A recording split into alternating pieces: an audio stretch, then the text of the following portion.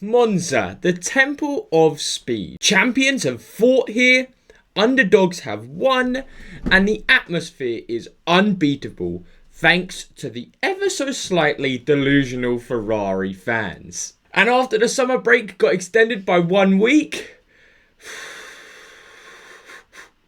we come into Monza with so many questions in our heads. Is the championship over? Can Ferrari bounce back at their home Grand Prix? Can the homeland of Antonelli finally have another good race this season? This is everything you need to know for the Italian Grand Prix. So as per usual, we start off with the important news heading into this race week. And there's only really two things I can really mention heading into the Italian Grand Prix, and the first one would have to be around George Russell. Now, I can tell you there still haven't been any clear-cut breaking news. George Russell signed for Mercedes, any contract proper talks about him being in that car for 2026. However, Toto Wolff has come out and said Russell will be driving for them in 2026. So this isn't exactly breaking news, as we know Verstappen's staying at Red Bull, so Russell was sort of the only way they were going to go, and with Russell's pace at the minute and how well he's been performing, I don't know why they would want to drop him. So for that being said, it's 99.9% done now. Russell will be a Mercedes driver in 2026. Then the only other thing, of course, Ferrari fans, you've got a long weekend ahead of you. Let's see what Leclerc can do, hey? But Lewis Hamilton, of course, after the Dutch Grand Prix, has a 5-place grid penalty. It was before the race started. Yellow flag infringements. 5-place grid penalty for him now.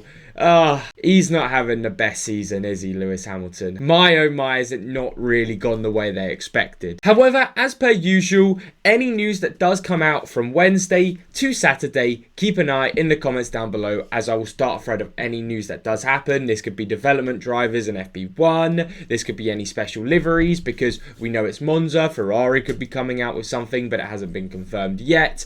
All of that jazz, I'll comment down below if anything does change. And then quickly, before we head into the rest of the video, let's have a quick glance at the championship just to keep an eye on everything that we need to know. And hey, it's looking ropey at the top. Of course, Oscar Piastri absolutely dominated in the Dutch Grand Prix. He was sensational, and he very much deserved the win.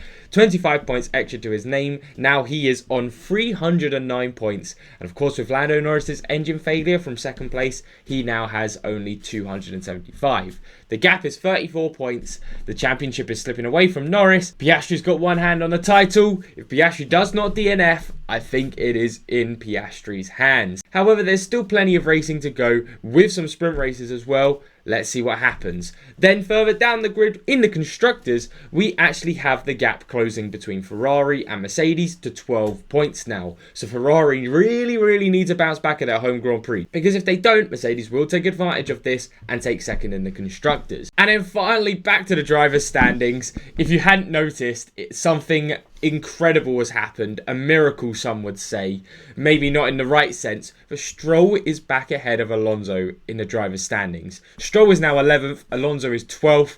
What the hell am I witnessing? Stroll is very clearly the best driver on the grid, and hey, if he can beat a two-time world champ, that means he's basically better than Verstappen, Hamilton, the rest of them. The Stroll dominance will bore fans. But now heading into the Italian Grand Prix, you should know a few quick-fire stats heading into this race weekend. First of all, we have had 75 Italian Grand Prix, 74 at Monza, and actually 1 at Imola. And the reason for this is because Imola, of course, we've had it earlier this season as well. Normally it comes under a different name like San Marino. It's never really an Italian Grand Prix. However, in 1980, it was the Italian Grand Prix that season. So this track is very historic, and hey, that means it will technically be the 75th Italian Grand Prix at Monza, but the 76th Italian Grand Prix. Then heading into most wins here, and it is Schumacher and Hamilton tied at 5 apiece. Now, of course, Schumacher, a Ferrari legend, so the Ferrari fans absolutely love this.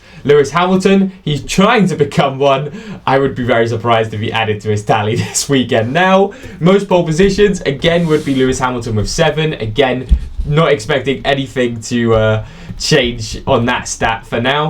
And then finally, my favourite stat of them all, most kilometers led would be Lewis Hamilton with 1,435 kilometers. Like I said, only the most important stats coming your way for the Italian Grand Prix. But now with that all said and done, let's head over to your session information. And very much like the Dutch Grand Prix, it is a very similar format because it is a normal race weekend. We do not have another sprint race weekend for a little while now. What does that mean? Well, it means FP1 and FP2 on the Friday, then we have FP3 and the quali on the Saturday, and we have the race on Sunday. Now, as per usual, if you want some more racing action, then check out the full schedule as we do have F2 and F3 and Porsche Super Cup this weekend. So plenty of action to keep an eye on this weekend. And now we have to head over to our weatherman, Zach GP, to get a full weather report this weekend. Good morning, Italy. It is your weatherman, Zach GP. And after the slight drizzles we got in Zandvoort over the weekend, will the weather be as unpredictable as Ferrari's results? Well, sadly, if you wanted a bit of rain, no. Friday, Saturday and Sunday, I can tell you, it does not look like there's going to be any rain at the Italian Grand Prix this weekend, so it's going to be mostly clear skies. However, on the Friday, it looks like when we're having FP1 and FP2, it will be around 24, 25, 26 degrees while these sessions are happening. Then heading into the Saturday, and it's more of the same really.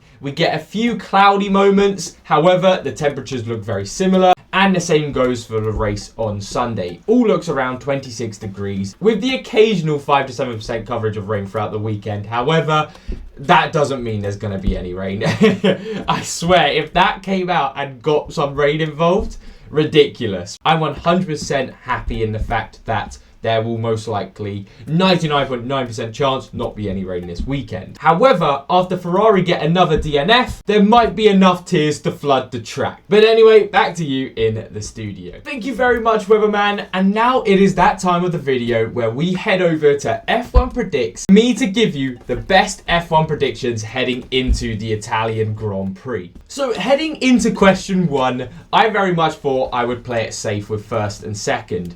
No more shenanigans with Lando Norris. It is very clear Oscar Piastri is the clear-cut favourite for first every single race weekend, as we know. So Oscar Piastri will be first with Lando Norris in second. And I've done a little bit of fan service for the Ferrari fans out there. I'll give Charles Leclerc third because realistically, I have no idea out of Verstappen, Russell or Leclerc who's going to take it. But it will be one of those three. So I'll give the benefit of the doubt to Ferrari right now. How confident am I on it?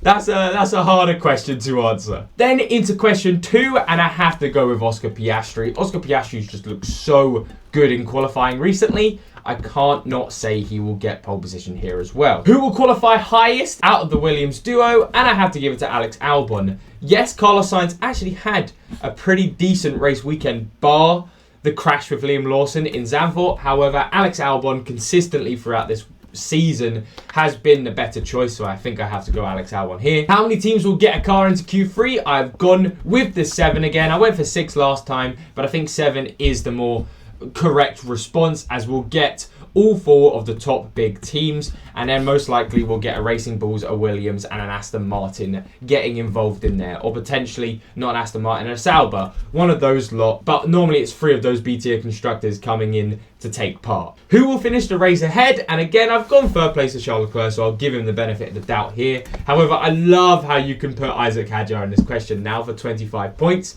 Would I expect anyone to put that? No. It's a fun little driver to add, considering how brilliant Zandvoort was for him, getting that first podium of his career. Who will set the fastest pit stop? Again, I've gone for a big punt on Red Bull. One day it's going to come through. Realistically, I've just gone Ferrari for a long time. And Ferrari were actually really good in Zandvoort for pit stops again. However, I can get 22 points here if I go Red Bull, so I'm going for the Red Bull pit stops. Will there be a safety car? I've gone no. This track is pretty low on the DNF side of things, so I just don't see a safety car happening. Who will set the fastest lap? I've got to go for Oscar Piastri again, considering I've gone with him for the race win. Which team will score more points? Again, I've gone for Ferrari, but I do actually think it will be close. It will be, if I'm doing my actual prediction there, it will be a Ferrari 3rd and like 5th or 6th, with Mercedes 4th and 7th or 5th and 7th. It's going to be very tight between them, so it's not going to be too much difference between the both of them, but Ferrari will eke it out. And then finally, will we see a new Italian Grand Prix winner? 100% yes. As if Oscar Piastri or Lando Norris, one or the other, wins, they will become a new race winner here.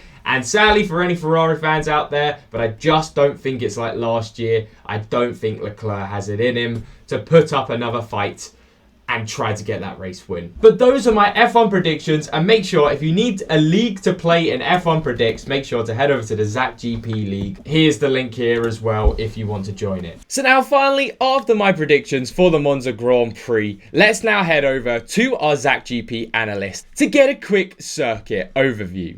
The Autodromo Nazionale Monza debuted in F1 in 1950, with Nino Farina taking the win. There are 2 DRS zones, 11 turns, and 53 laps for this 5.793-kilometer circuit. Known for its high speeds and great history, it's time to see what is in store for us in 2025. Thank you very much, Bear, and that is it for this Everything You Need to Know video this week heading into the Italian Grand Prix. As per usual, like I mentioned, any more news that does come out throughout the week/weekend, I will be putting down in the comments down below. But that about wraps everything up. Thank you all so much for watching. If you enjoyed the video, make sure to like and subscribe. And hey, I'll see you all very soon with another video. So take care, everyone. Enjoy the rest of your day and enjoy the rest of your week.